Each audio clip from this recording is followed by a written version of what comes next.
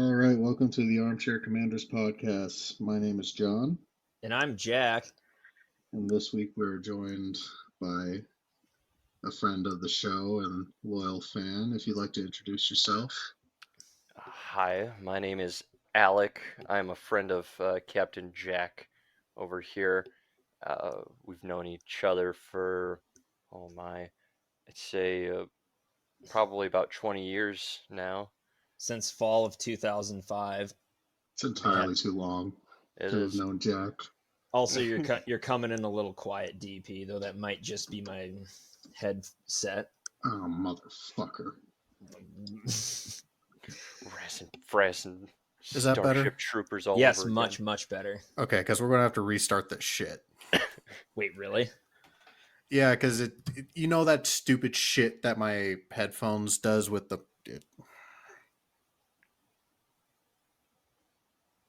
I'm sorry. Well, at any rate. Yeah, that's fine. Yeah, we Yeah. only recorded like a minute anyway. Yeah, exactly. Fuck it. Everybody at home, deal with 1 minute of bad audio. But yeah, I've known Steiner since fall of 2005. Hasn't been able to get rid of me since. Yeah, he just sticks with you. Take that as you will. Mm-hmm. Like a parasite. But anyway, what's your introduction to this movie, Mr. Steiner?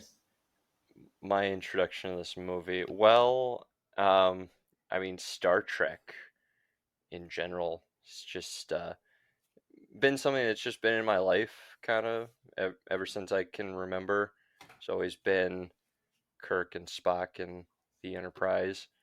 My father is a huge uh, Star Trek fan as well, and he had them all on VHS when I was growing up, and so I was able to watch those pretty consistently. We didn't have cable or nothing like that when I grew up, so it was nothing but VHS and DVDs for me to watch. So the original series I'm really familiar with. Next Generation, Voyager, yep. But Deep Space Nine is probably my favorite one out of all the shows that they've put out. As far as the original series movies go, uh, that's a mixed bag. Man, they've 6 movies, and it's a roller coaster to say the least. Well, last week I was talking to Jack, and he's like, "Yeah, we're doing Star Trek 6." I'm like, "Don't we need to do 1 through 5 first?" He's like, "No, you don't." I'm like, "I feel like I'm going to miss something along the way." And do you feel like you missed something along the way? Yeah, but I would have to. So here's the thing: is I've always been more of a Star Wars guy myself. Mm.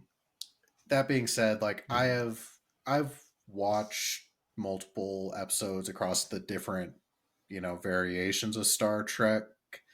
I've seen 2 of the most recent Star Trek movies. So the concept of Star Trek and just its overall premise and some of the stuff in the universe is not foreign to me, Right. but I definitely felt out of the loop in this film. Okay. Yeah. I mean, I can definitely understand that a little bit if you're not somewhat familiar with the previous movies, and it's not even all of the movies, really. I imagine from your standpoint, you're probably a little bit confused as far as why Kirk hates these people so much, at least initially, because it's not until a little while, like it's not until Yeah, a it's few like minutes after his outburst, initial kind of aggression with he's talking with Spock and he gets angry. He's like, let them die, sort of situation, and you're like, whoa, well, like a person just coming in is like, whoa, well, I thought Kirk was supposed to be a pretty cool dude. What's all this? And then like 10 minutes later, you find out, oh, Klingons killed his son. also Okay, he has a son. What? yeah, exactly. This is I what mean, I'm talking about. It's like getting the Darth Vader, like, no, I am your father, and then also he dies at the same moment. Like it's a lot to take in. I was also I was very confused by the fact that everybody wearing red this time around didn't die, and I was just waiting for it to. See, they caught wind of the meme. Man, those. It only took them 6 movies, but they caught on. Yeah, right. Those uniforms that they wear throughout. That's Star Trek 2 through 6. That they wear those like same, like almost like British Navy like uniforms almost, and it's but like you watch Star Trek 1 that they did in the 70s, and everyone's like wearing really like short sleeve shirts, like V-necks, and just they all look really comfortable and cool. And you just see them in these uniforms, they all just look hot and miserable. Stiff. Yeah. I never liked those uniforms either in Star Trek. It was really in those movies, and then like a couple of like next gen episodes where they're having flashbacks. You see those uniforms, but nah, man, I'm all about that classic red, blue, gold look. So, You um, continue, Jack. just for clarification, the original colors, red was like engineering and security, right? Yes. Hence why so many away teams died by the droves. Yeah. Yeah. And like, Kirk, McCoy, Hansen, and Spock are going down to this planet surface. Guess who's not coming back? I'll never forget the Family Guy cutaway for that. Some of us may not survive on this alien planet. McCoy, you're with me. Spock, you too. And Bob, you as well. And then Bob's wearing a red shirt. Oh, god damn it. Man. Oh, yes. Ooh, also, I was keeping track of this. We went 3 minutes into this podcast without mentioning Star Wars.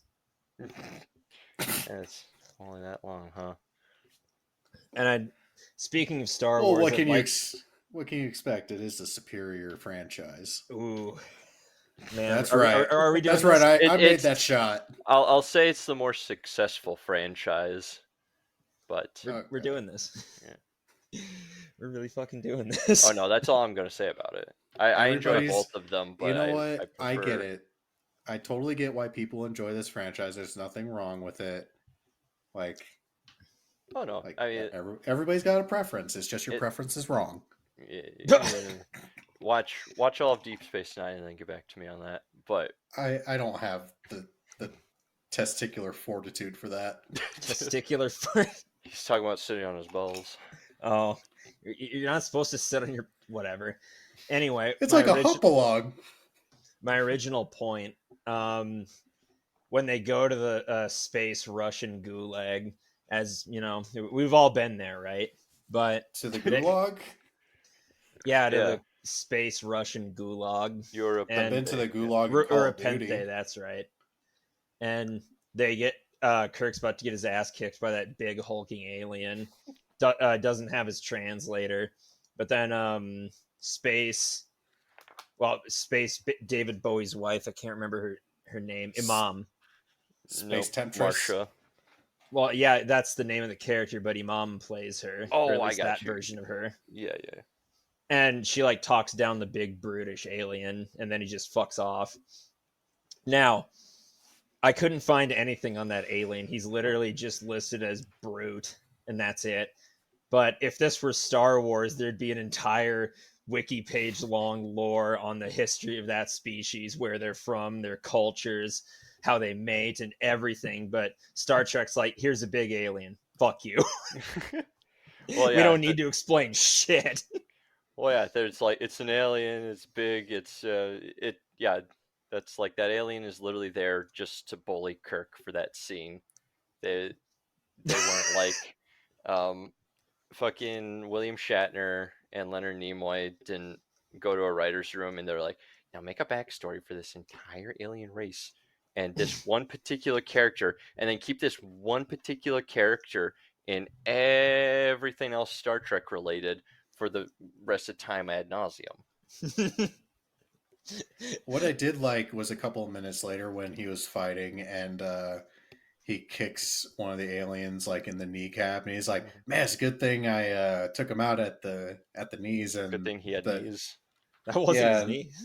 Yeah, and the chick's like, "Not every species keep their genitals in the same place as you."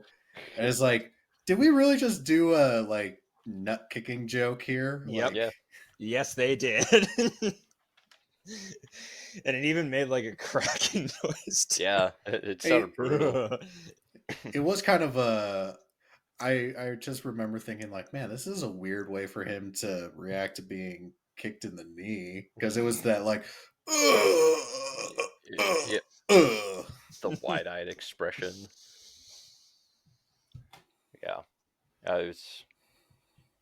it's great because Kirk is learning. I don't know. It feels like with this movie, like as if Kirk almost didn't have the events of the original series of like learning that aliens can be different, Mm-hmm. But he's like shocked that that an alien could have testicles on its knees. But no, this movie is racist. No, it's they bring that up though during the dinner scene about how the Federation's ideas of in alien rights, the Klingons say, "You guys hear yourself? It just sounds so racist. You think that everyone is just like you and should like follow your same ideals, sort of thing." No, Well, I damn it, mean- we want to keep our slaves. well, what are we supposed to do? Take the Klingons seriously? What I will say is, I know that the Klingons are in this universe the like token bad Warrior people race. group, whatever. Yeah. From this movie, all I gathered is that they're literally the equivalent of the barbarians in Sid Meier's Civilization, and I don't know, like it. It's like you said at the beginning. William Shatner's like, "Fuck them, let them die," and I'm like, I can't argue with that. I guess. I mean, all they've been is a nuisance up to this point. Like, why do we care? Like, But they're trying for galactic peace. Yeah. Something? Galactic Good peace seems neighbors. like it might be a little easier without the one warring group of assholes. Are you advocating what I think you're advocating? Because that's not very prime directive of you. I'm just saying the Nazis caused a lot of problems, and then we got rid of them, and then there stopped being a lot of problems. But they're on the cusp of galactic peace. Yeah, you know what would push that along? It would War also and genocide. Yeah, it also cost hundreds. No, of there's no millions of genocide lives. here. They destroyed their planet. They can ride out the consequences, just like we will in however many decades or hundreds of years. Like, it is what it is. We fucked up. We're going to pay the price someday. But the dad from that 70s show wants peace for his people. Well, so here's something to consider. So the Klingons in this, they're essentially the representation of Russia, because this movie was made as kind of a last hurrah. They wanted redemption after the fucking fever dream of Star Wars 5, the Final Frontier. That's a bizarre movie. No one needs to watch it unless you really want to hurt yourself. But it was just a weird journey of William Shatner's ego getting out of control and people not like stopping it. But anyway, Star Trek 6 is kind of Gene Roddenberry's kind of ideal situation of galactic peace. Whole point of the Federation is that everybody on Earth like got over their petty bullshit, like racism and stuff like that, and actually joined in one peaceful government for the advancement of science and technology, and eventually it became much grander than that. But that was always his vision, so that's the whole point of this kind of peace endeavor, and them being a representation of Russia during the Cold War.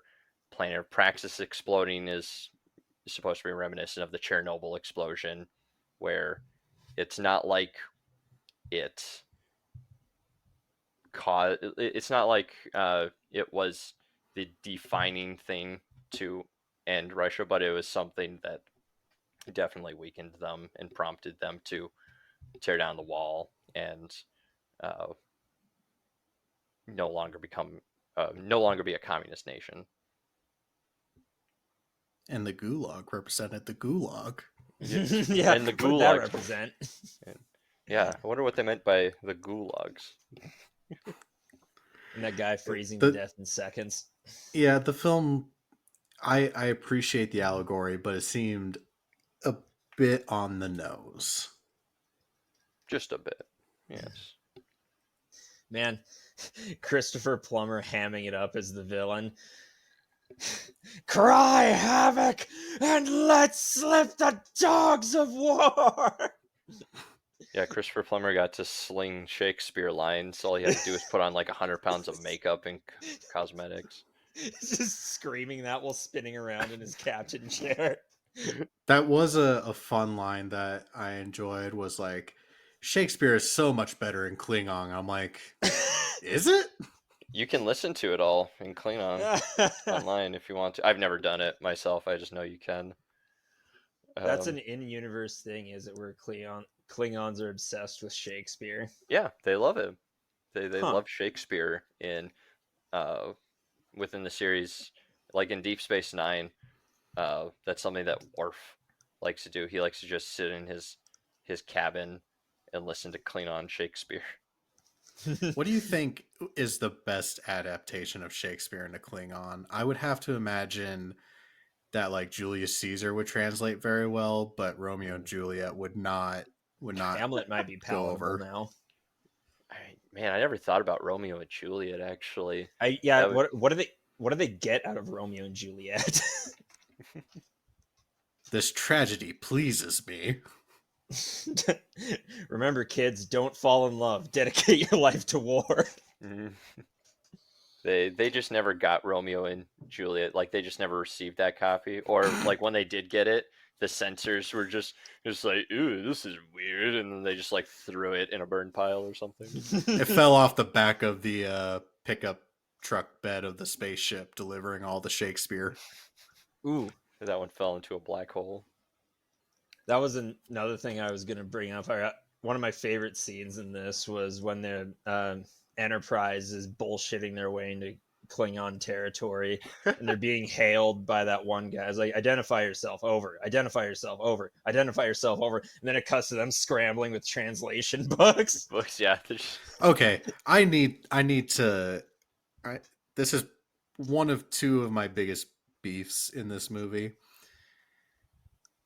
We are in the future on a goddamn spaceship, and you're telling me that the only way that they have to translate a foreign language is with paper books? You're telling me that this fucking spaceship doesn't have some sort of translation computer on it? It was damaged in the fighting. I'm not going to defend the logic of that. I'm going to defend what they were going for in the scene, and that was they were trying to be funny.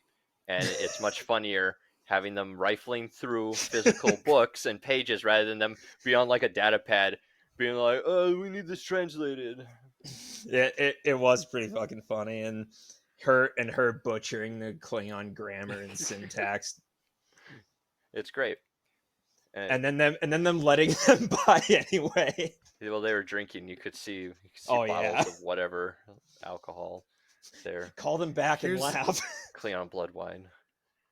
Here's my second beef, and it's also technology related. Mm-hmm. Again, we're in the future, right?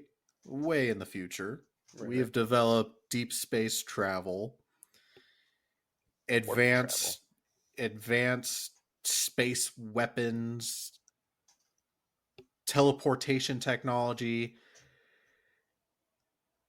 And at one point, someone brings up, they're arguing over, they're doing their sleuthing, Sherlock Holmes moment of like, well, if we didn't shoot at the Klingon ship during this assassination attempt, then it would have had to have been another ship.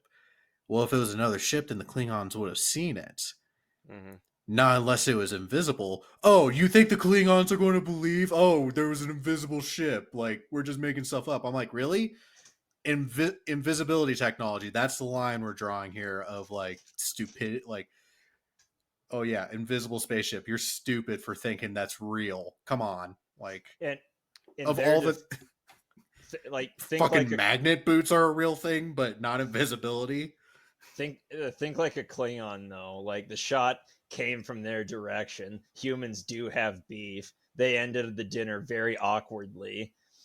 And then it's just, oh, we didn't shoot you. It must have been a ghost ship or something. I don't know about you, but I would not buy that at all. I would go up with the fucking black flag raised. Well, The and way it came across to me was, you're stupid for thinking that invisibility is a viable technology. You were saying, Steiner? oh no, I like this perspective because I mean DP, like you said, the general gists, like beam me up, Scotty, like set phasers to stun, stuff like that, of Star Trek, just through osmosis. But so in Klingons have cloaking technology. That's like something that them and the Romulans have had for years, but the Federation just struggle to make that shit work. Uh, and so the ludicrousy of the statement to them is that always historically in the show, when they fire with the ships, they have to decloak. So that's like the one weakness of the cloaking device, is that if they have to use their weapons, they have to drop their cloak because of like some way that it channels the power in the Like ship. I don't know. energy and whatnot. Yeah, that Yeah, makes yeah, yeah. sense. And Okay. they like continue that throughout this series. There's never like a moment that I'm aware of that like any ship can fire while cloaked. It's like just in this movie that they have that Okay, so going on. this is one of those moments where not being a regular participant in the series has backfired on me. Right. Yeah. Okay. Yeah. I'm trying to think. Well, and it's a downside to not even just being familiar with the series, but just not having seen at least one of the previous movies, and that one would just be Star Trek 3, where like all the main shit goes down for like why Kirk doesn't like the Klingons anymore, like what Klingon ships are capable of, all that stuff. Like they have the scene where the ship is cloaked and they're like waiting because they have to wait for the perfect moment because they have to drop their cloak and all that stuff. Um, and so you get that. But if you haven't seen it or any Star Trek beforehand, yeah, you're a bit lost as to why Scotty's screaming and raving about how Starfleet's going to make fun of them because they're ranting and raving about a ship that can fire while it's cloaked.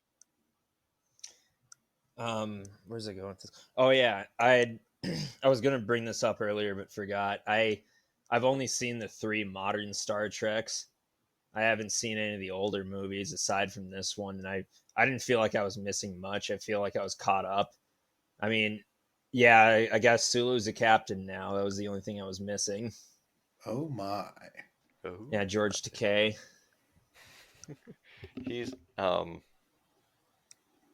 was trying to think. I wonder if that's mainly just because you've just caught so much more of the Star Trek references from just being around me all these years, and you're just like more familiar with the universe just a bit more than John is. Possibly. I did. I was on the fence about the whole Star Trek thing until years ago. I was on like a 6-hour flight, and one of the movies available was the new Star Trek movie. So I'm like, okay, I got nothing better to do. So I watched it. I was like, holy shit, that's pretty good. And I Yeah. watched the second one.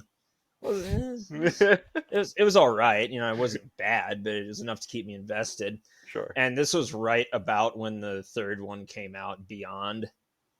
And it had just left theaters by the time I got back to Verm. And so then I just streamed it on my laptop. Don't tell the feds. Okay. Safe with me. and all 10 of our listeners. Yeah. Don't worry. I'm sure they're all kosher. What, you got it from Amazon, didn't you? Yeah, that's right. See? From Amazon, from my homie Bezos, and I watched a couple episodes of the original series with Frank, and then a couple more when the COVID lockdowns happened, and then it left Netflix. Yeah. Paramount Plus obviously has all those. I gotta say, Paramount Plus, great in theory, terrible in execution. I mean, they have the rights to a lot of terrific shows. It's just their platform is so shitty. Oh, Yeah, it hardly works on like Xbox console. Yeah, because I do it on PlayStation, and I gave up on it after like a half hour because like I had to keep I put on like Ink Master for just some background noise, and it kept freezing like every 4 minutes, and I'm like, what the fuck? Like, no.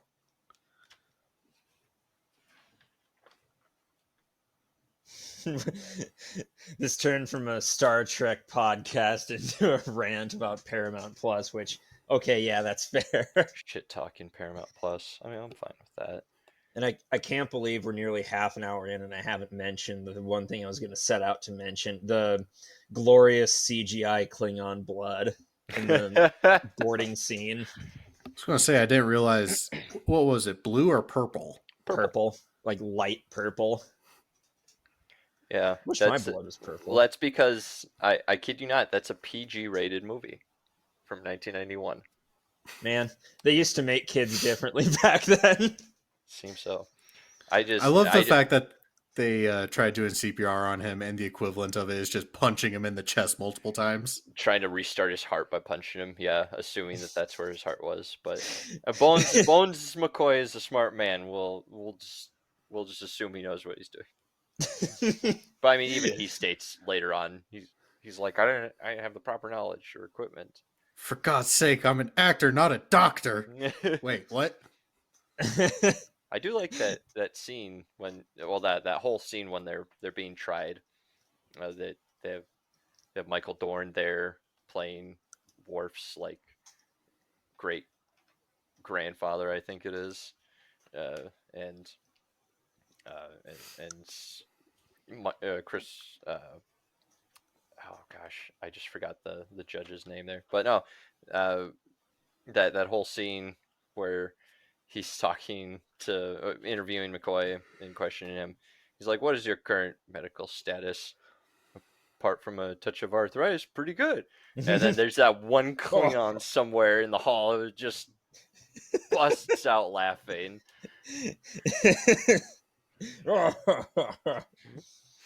You have a Do you like the singular little, wit, Doctor. Do you like the little allusion to the Nuremberg trials with the little like listening headsets? Mm-hmm.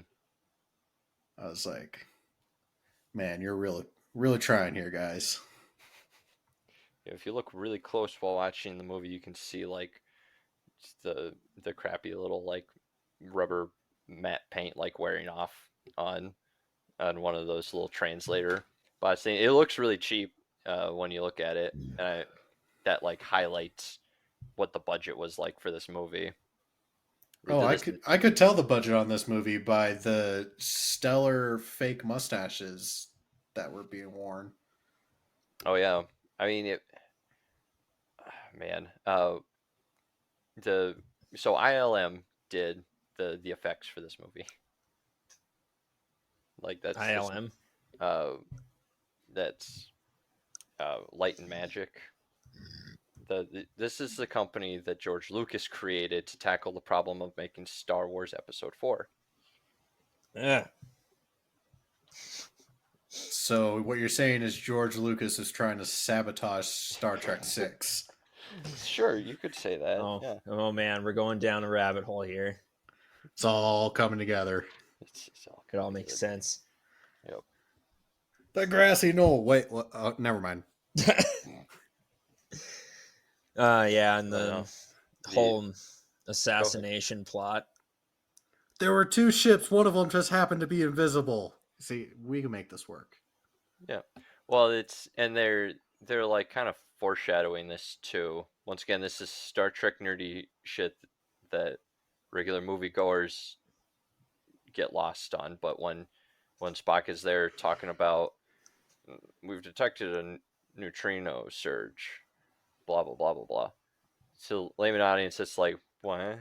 What do you mean? Like, and During that like, moment, like, I was like, I've heard these words. I don't know what they mean, but I've heard these words. yeah, and like Kirk is getting concerned, and he's like asking people around. Everyone's too hungover to care, and but like the audience for weird nerds like me, you hear that and you're like, oh, there's a cloaked ship somewhere, and it's so then that's like in the back of your mind throughout the scene. Enterprise fires. I mean, it's kind of like at that point you kind of know what's going on, but you're just waiting for them to confirm that they have a ship that can fire while cloaked. Yeah, man. Every time you say the word cloaked, I just envision, like, the like Like a stereotypical. I imagine like some creepy dude in a park wearing a big overcoat who gets arrested for indecent exposure. And I don't know why my brain is thinking of that, but every time you say cloak, I just imagine like a spaceship in that same trench coat. You know, it's funny that you say that. They reference the Klingons as the public masturbators of the galaxy. What? Gross. Just kidding. No. Oh, I thought you were being serious for a second. Oh my god, I'm just going to take your word on it. The trench coat wearing aliens of the universe. No, just kidding. The Klingons are obviously very warrior race stereotype. Yeah, And it's weird to think about how they got like warp capabilities, warp drives, and like teleportation technology and stuff. Since they're just like primarily like a race that's like beat people up, kick them. You don't need to learn anything if you can just take stuff. This is true. Yeah. Wouldn't be surprised if that's how they found it. I just imagine like there's just that one Klingon on the planet who's got like glasses on and like a lab coat, and he's like they're in a lab, and other Klingons come in with their regular garb. So, what are you doing, nerd? And just like start pushing him around. And he's like, stop! I'm trying to develop warp technology. So it's funny you mention that because there's a trope literally called Klingon scientists get no respect. You know, I don't think I've ever heard of that before. Yeah, I'm gonna pull up the page now, but it's basically what it says on the tin. You know, like proud warrior race. They've got to have some scientists, and the ones they do just get treated like shit, even though they're vital to society's function. Exactly. Yeah, Klingon scientists get no respect. There's even a little comic. Someone who doesn't follow the quirk of their people is looked down upon, despite their job being essential to society. Live action. That's great. That must be how, you know, So they're just like every other scientist then. that must just be how the soldiers feel within the Federation when, you know, after this whole ordeal, or I mean, how the bad guys feel, even that they're just going to be, you know, made obsolete. They invert this in the Orville. the Xalians, whatever. Species known for their incredible strength and endurance. However, as revealed in one episode, they're actually a society of peaceful scientists who tend to look down on any non-intellectual profession. Oh yeah, I know who you're talking about now. Yeah. So they're the actually assholes. Yeah. Actually. Yeah, they're considered like using their when they're not on their own planet. We're talking about the Orville. Oh Jesus. Anyway, when they're not It's on, all the same shit. Star Wars, Star Trek, Orville, I mean, It's all the same Stargate. Orville's just a better Star Trek than what Star Trek's currently putting out right now. It just has fart jokes in it, is all. But no, we're getting off topic here, guys. Yeah. We Never mind, that's what we do every episode, but true. It is. Star Trek. All right, tell me this, Captain. Yes. Oh, you talking? Oh, talking jeez, to it's Jack. on now. No, was anybody here I know you've seen this before, Alec, but was anybody shocked that the one not original character who was Spock's protege ended up being the secret bad person? It's like you are the only one who's not like anyone else here, therefore you have to be the I don't know. It just I don't know. I'm still convinced it was Dax. You're right. He's the secret agent. He's gonna finish everything off. He'll finish what they all started. But no, no, that is a good point. Especially for someone who's just coming into this movie. To be fair, Spock's protege from the previous movies did not attempt to portray them in any manner. So in a way, it was a little bit like unexpected, but only a little bit. They foreshadow it in the movie when you have those two officers after the ambassadors leave to go have dinner and get fucked up on Romulan ale. They talk about, man, you smell them? It's like only the top of the line models can talk. She's there. Says, you have things to do. Like she phrases it as a question. Yes, ma'am. Hop to it. Yeah, at the time you don't really think about it. You're just like, oh, okay, that's a senior officer keeping the shitheads in line. Exactly. But looking back on it with context, rule number 1 of assassins: kill the assassin. Yeah. Rule number 34 of the telling this shit up. assassins. I do like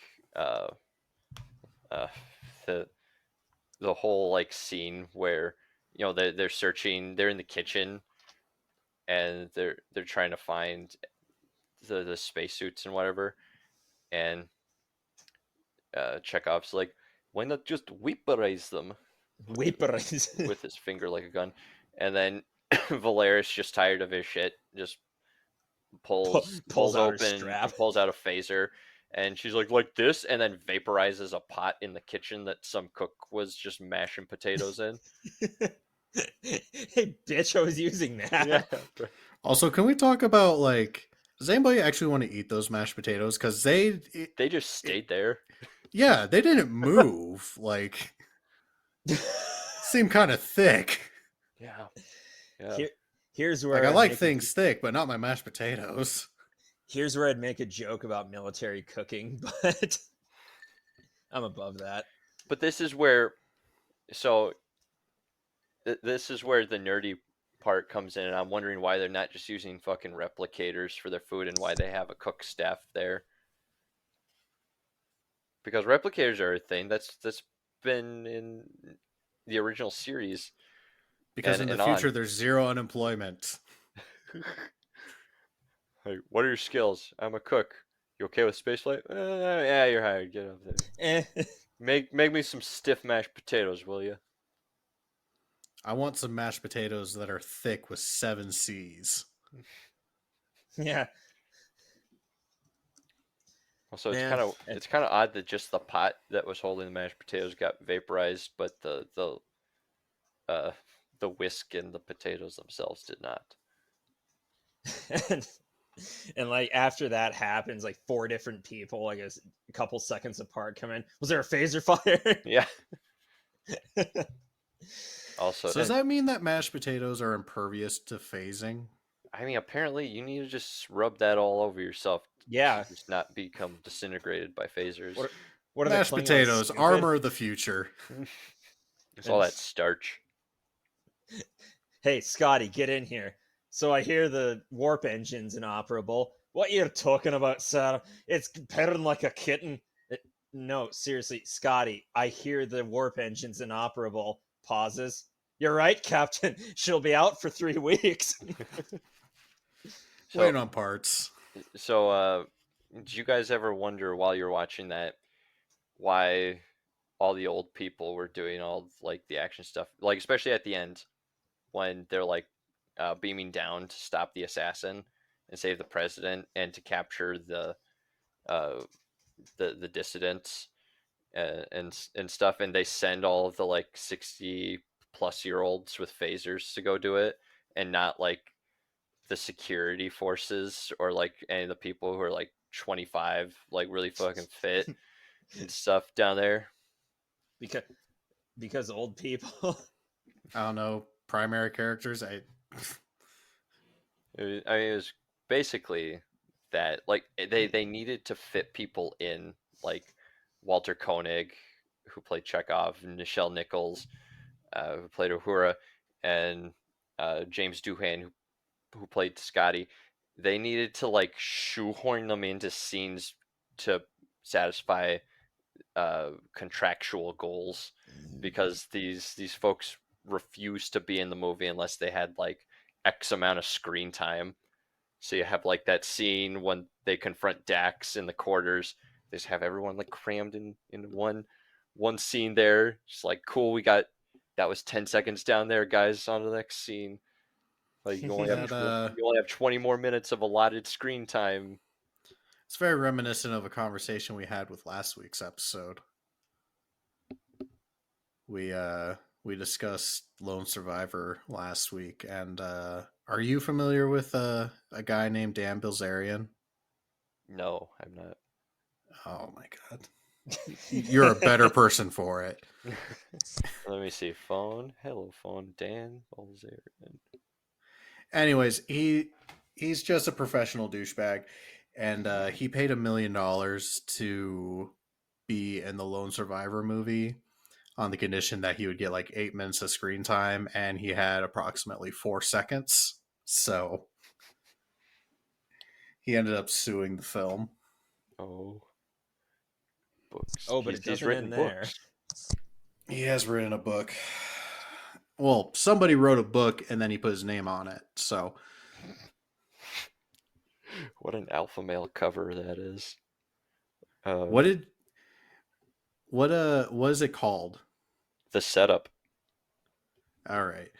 That on his Instagram, he put up a thing. He's like, "Help me name my book," and everybody's like, "How to be a douchebag 101." And it's shit like that. Damn, that's not what this is. Shit. No, a ton of people. He's not a liked What? person. This is what? This doesn't make any sense. Sorry, I'm looking at Amazon at this book. It's like Kindle $20, hardcover $30, whatever. Paperback though, $155 for a paperback copy of this stupid book. Okay. Isn't it usually the other way around? The hardcovers Yeah, are usually more expensive. usually hardcovers are the most, then it's paperback, and then the ebook version is supposed to be the cheapest. But I digress. Now Dan Anyways. Bilzerian's name will forever be tagged with any sort of Star Trek reference now. Way to go, guys. Yeah. Yeah, We've done you're it. welcome. Should I tag him when I post this episode? We should ask him to be a guest. Oh, my man. fucking god. Please don't subject me to that. Fine. I'll settle for John Hinckley Jr. then. You are lucky you are an entire state away. Come get me then, bitch. You're not worth it. What? It's like $100 for a flight to Pier. It's Come like on, come get me. 200. Oh, you can afford And that. also, on do your... you expect me to trust an airline called Key Lime Air? Yes. When their prices are that affordable, how can you not? I would like my airplane not to be held together by duct tape.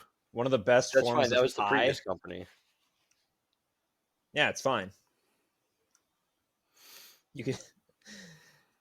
I was gonna bring up something else, but so the guns, is that how guns look in the Star Trek universe? Oh, sorry, phasers. Phasers, that's right. Yeah, I was really confused what you're trying to reference there until you said phasers, and I was like, I definitely know what he's talking about now. That's how they've looked in the original series. Only in the Next Generation and onward do they change looks. Like they go from looking like, I don't know, I guess how you think of what an alien ray gun looks like to A dildo? to looking like one of those like price check uh scanners that you used to see in like Walmart aisles. Oh, kind Stuff of like the portal gun from Rick and Morty. Yeah, it looks a little bit like that, kind of. Yeah. What was the one where their phasers look like remotes and probably were? That is well, they had one in the original series that didn't look like your typical phaser, and they called it a disintegrator, and it literally looks like a one button remote. What does the disintegrator do?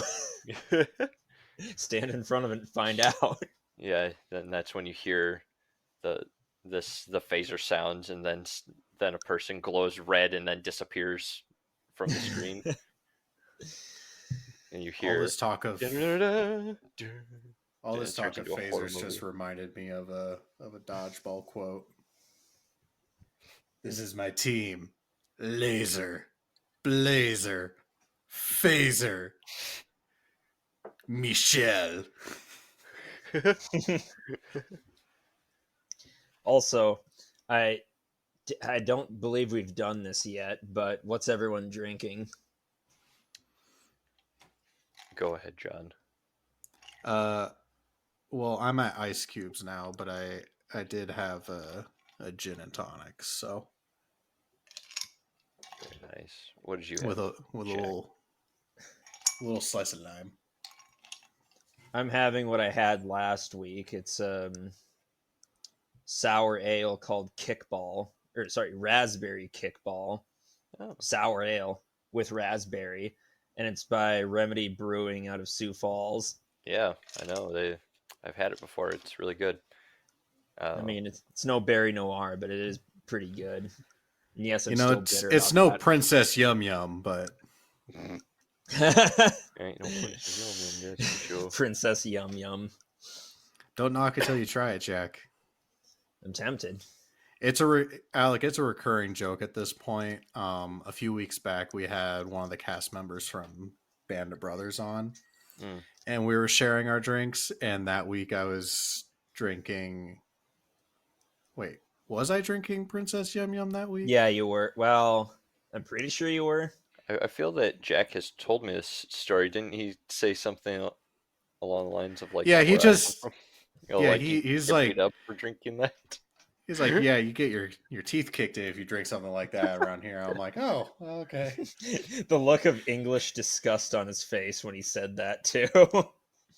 I don't know. Last week, I from the same brewery, I drank a beer called Peach Daddy, and it was a peach cobbler ale. So Oh God. So does this we're company, refined here in Colorado. clearly Incredibly. does this company just make the most kinky sounding drinks? No, I mean those are those are pretty much the only two that are. Oh, silly those are the named. outliers. Got it. Yeah, So they have like a pretzel beer too. That's pretty okay. So I really want to try Romulan ale. That's For funny some you reason, say that because that's what I'm drinking. Wait, You're what? drinking Romulan ale. That's an actual thing. Well, it's an actual mixed drink that you can make here. It's gin, vodka, white rum, and uh, blue Curacao and Sprite. Hmm. Huh. I'll be And then damned. Also, the other thing I'm ju- drinking. Oh, sorry. Go ahead. I was going to say, I just Googled it. There's a Star Trek Spirits company, Ooh. uh, and they also make a Romulan ale rye whiskey, and it comes in a really fun looking bottle. It's Yeah, $100 though. Jeez. I'd probably buy that maybe sometime. I mean, the bottle looks cool, very futuristic. Is it like a curved bottle, sort of like a curved neck on it? It's got some like Fallout New Vegas vibes. Okay, yeah. The other thing I'm drinking is this. It's called a Ractigino, and that's in the Star Trek universe. That's a Klingon like steamed coffee. It's always a joke that the Klingons they're this mean warrior race, but they make like the best coffee in the universe. I'll And be so damned. everybody drinks Ractiginos, but this obviously isn't Klingon coffee. This one was a really easy, just Kahlua coffee liqueur and vodka with ice, crushed ice. Also, is the reason Romulan ale illegal because of an embargo, or is it illegal because of the effects it causes? It's an embargo on it Ah. because think of it like Cuban cigars. Ah. That's That makes sense. that's basically what Romulan ale was until the embargo is lifted due to their military alliance to fight the Dominion in Deep Space Nine. We're also getting off track again from this movie, going into. No, it's on track to the Star Trek universe, I'd say. Yeah, fair enough. Yeah. But what was I gonna say? Shit. I was just surprised that they made it off the planet Hoth intact. That was another The funny snow- scene Snow gulag. I mean, dilithium mines. of Rurapentha. Yep. You couldn't have waited 2 seconds. He was gonna tell me everything. You want me to send you back? No, cold. I like. just the quips of a crew that's been together for years. Mm-hmm. I like. There's so many in this movie alone. There's so many characters or like actors who've played multiple characters throughout Star Trek shows or in previous movies. To like, God, I should have put a list together because there's so many I can't remember them all. Like the Gulag guy. That's you said you've watched the new motion picture, like Star Trek 2009, Jack. Yep. Yeah, he's that actor. He's in there. He plays the Vulcan who's like talking to Spock, and he's like, been accepted to the Vulcan Science Academy despite your hindrance having a human mother. That's the same guy. What a Huh. fucking racist. Yeah, right. And Thought you then guys were supposed to be logical. You have tried 126 times to elicit a response out of me. the oh man, I mean obviously Michael Dorn is in it as well, playing his Worf's great grandfather. Worf's a recurring character in Next Generation and Deep Space Nine. Uh, they, in the director's cut, which I told Jack was kind of a little bit like it adds like 10 minutes of scenes that adds this kind of like background subplot where that is a Klingon assassin that you see gets shot out of the window by James Doohan at the end of the movie.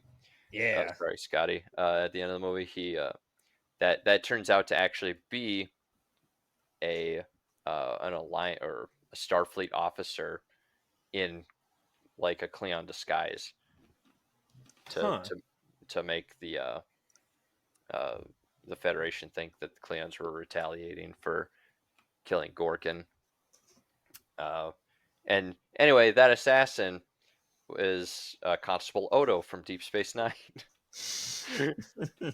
I mean, Kurtwood Smith was like, he was a Next Generation Voyager as two different characters as well. And uh,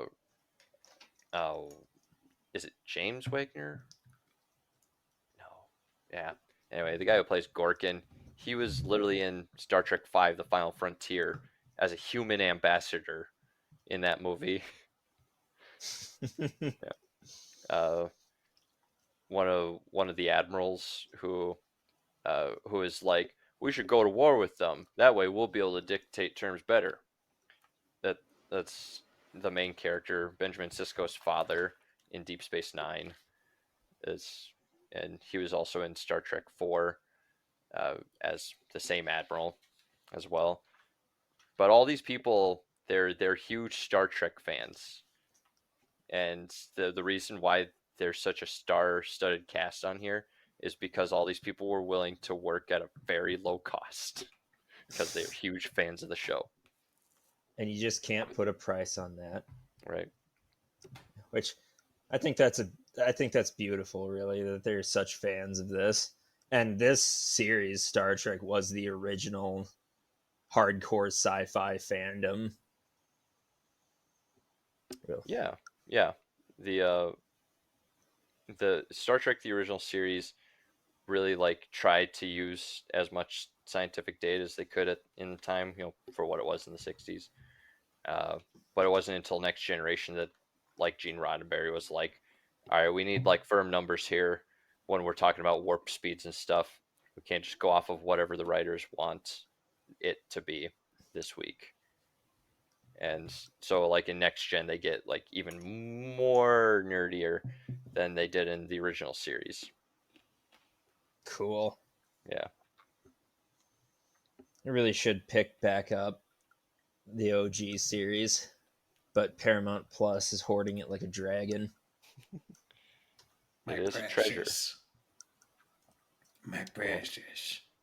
If you want, Jack, I have the complete series here at home, all on totally not ripped DVDs or anything that we got from a family friend back in the day. Legally obtained from Amazon, of course, who is the sponsor of this. Maybe. No. Probably not.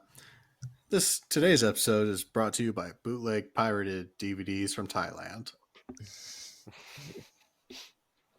Some of my favorite video games came that way back in the PS1 days, and my dad was still in the military. Coming home trips from Thailand, I always got like the newest, hottest games, but they were bootleg copies of them. So I got to play Tomb Raider, but it was only half of the screen. Oh, So it made jumping over pits kind of difficult. that game is already difficult as it is. Jeez. But yeah, do you have anything else to add, Steiner? Oh, I could talk about this all day, but I'm sure you gentlemen would like to get to bed. It's a bit late where I'm at least. It's midnight. Yeah. So Man's young. For our episodes, we do custom ratings. It's usually 1 to 5, whatever things, and we try and pick some item that is a good representation of the show. So I don't want to be presumptive here, but I feel like 1 to 5 mounds of mashed potatoes would be a good metric. I was gonna pick 1 to 5 kicked knee scrotums. What do you think, Steiner? Oh man, I don't know. The mashed potatoes haunt me at night, so I'll go with that one. All right, the All lumps right. of mashed potatoes. Scale of 1 to 5 mashed potatoes.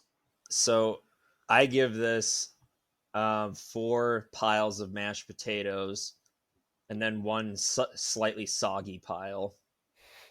So about 4.5, I'd say. Okay. I had a good time with this movie. Okay,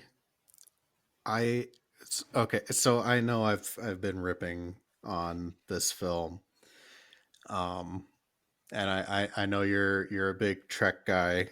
I'm sorry, It's just who I am. I am a dick. Um, That's fair. That's fair. No, you're willing to admit it, and that's great. uh, the first part of recovery. Um,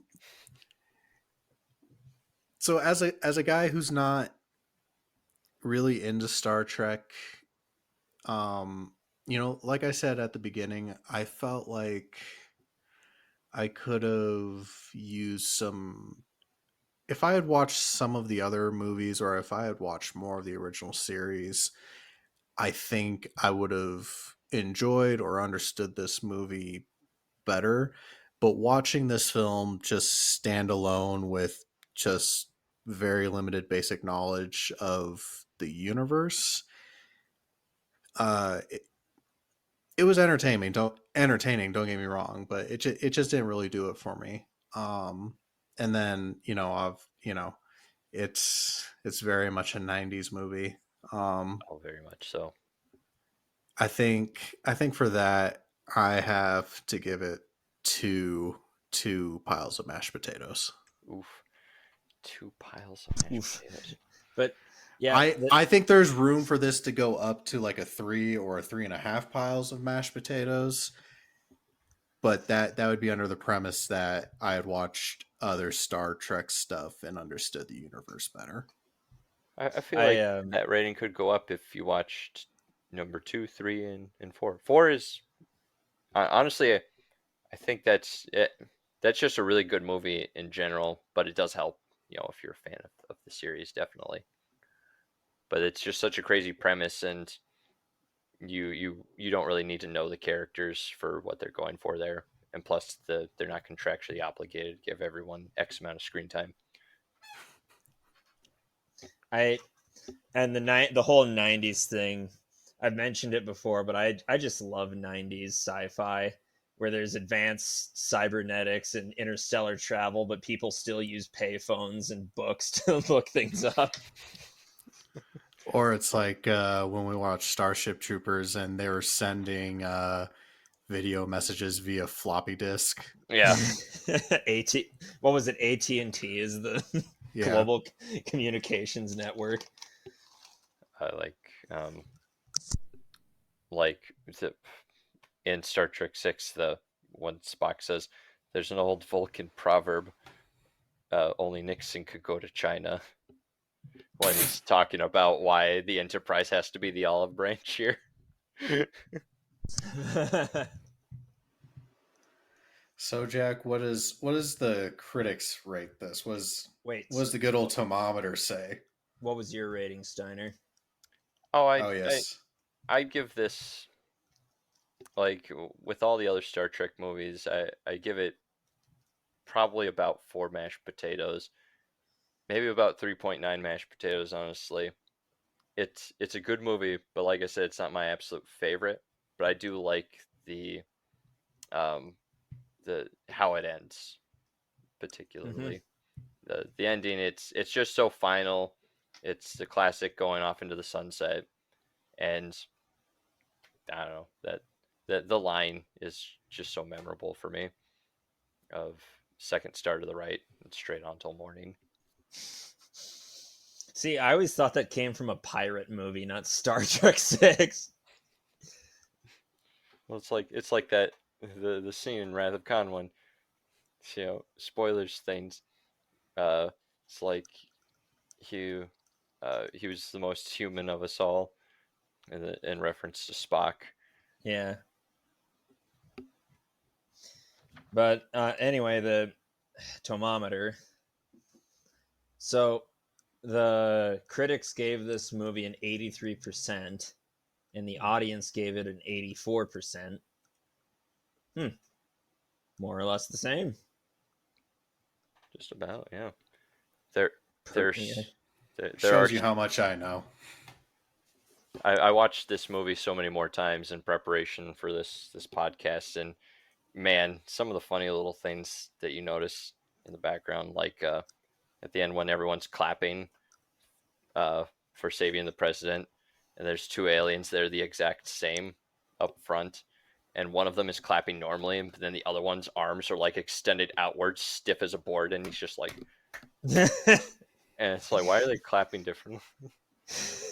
Like one director said clap like you have super awful arthritis in your elbows and you can't like move Clap them. like an alligator. And then the other one got told by the assistant director, yeah, just clap like a normal person would.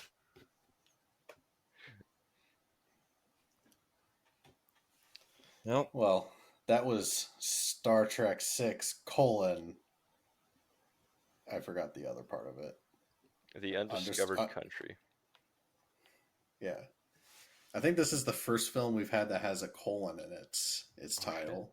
Pretty sure we've had a colon movie before. No, I will not rephrase that. Okay. What was the colon movie? I don't know, but I don't think we have done a colon movie before this. Unimportant, but it's a new milestone every episode. Yeah, this is your first. Is this? No, you did Starship Troopers, and that was science fiction, technically. yep, beat you to it, haha. Nah, darn it. Well, this is your first episode where now you guys can officially be called nerds. Shit, he's got us. I feel like we were nerds prior to this point, but we'll take it. This was the event horizon. There's no going back now. I think the nerd thing started when we decided to start a movie podcast.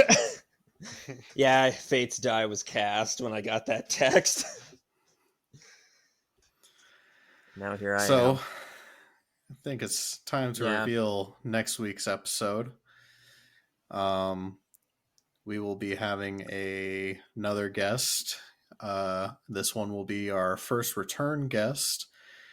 We have Blake from the World War II Airborne Demonstration Team coming back. He reviewed Bridge Too Far with us.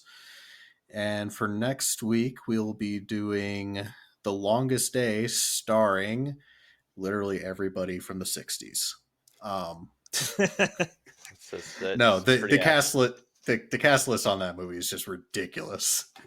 Star-studded, just like A Bridge Too Far. Yeah. So he was a great guest. Looking forward to chatting with him again. Looking forward to doing that movie because Longest Day is a pretty what is the word I want to look for? Don't want to say the longest movie. It is one of the longest movies ever. Longest Day is God, why can I not think of this word? Important. I don't know. It's an important war movie. It really accomplished a lot for its time. But we will have him back next week.